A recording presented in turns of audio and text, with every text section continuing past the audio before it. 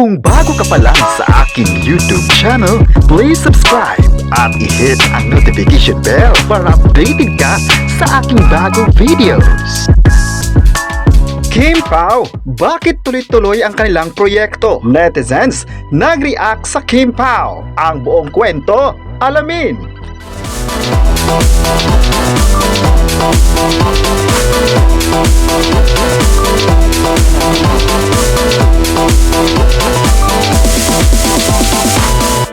Ngayong June 11, 2025, mainit na pinag-usapan ngayon sa social media na may netizen ang nagbigay ng komento tungkol sa Kim Pao.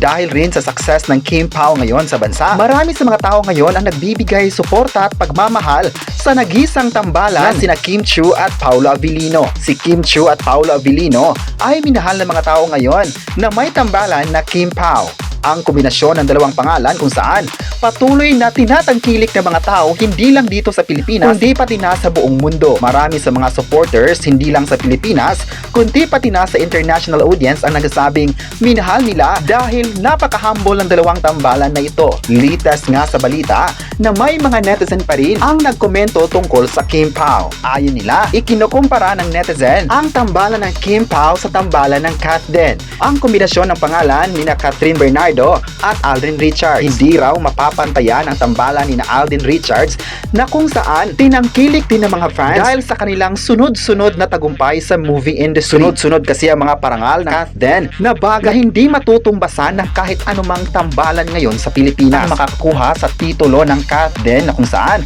sila ang may tinaguriang highest grossing film of all time. Iba daw ang karisma ng Kat Den ngayon na kung saan patuloy pa rin minahal ng mga fans at naghihintay ng bagong proyekto na magkasama ang dalawa. Si Catherine Bernardo ay umarangkada din ng career ngayon, pati na din si Alden Richards. Pero sa komentong ito, may mga fans ng Kim Pao ang rumesback. Ayon nila, iba naman talaga ang karisma ng Kim Pao na isa sa tambalang minahal ng tao ngayon. Iba't ibang tambalan naman sa Pilipinas, may mga sumusuporta din sa Kat Den at may sumusuporta din sa Kim Pao. Iba't ibang success sila na nakuha dito sa industriya ng Pilipinas. Kaya, hindi dapat ikukumpara kung ano man ang meron ng Kat Den at ang Kim Pao. Dahil sa ngayon, maraming tao talaga ang nagmamahal sa tambalang Kim Pao kung saan walang pinipiling edad ang nagkakagusto sa tambalang Kim Pao ngayon. Sana raw ay susuportahan na lang ang dalawang tambalan sa Pilipinas para sa success ng kanilang mga proyekto. Tuloy-tuloy lang ang suporta sa Kat Den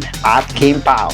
Kayo, ano ang masabi nyo na may netizen na nagkomento tungkol sa Kim Pao? I-comment na kung Kat Den or Kim Pao ka ba? At huwag kalimutang i-subscribe ang ating YouTube channel.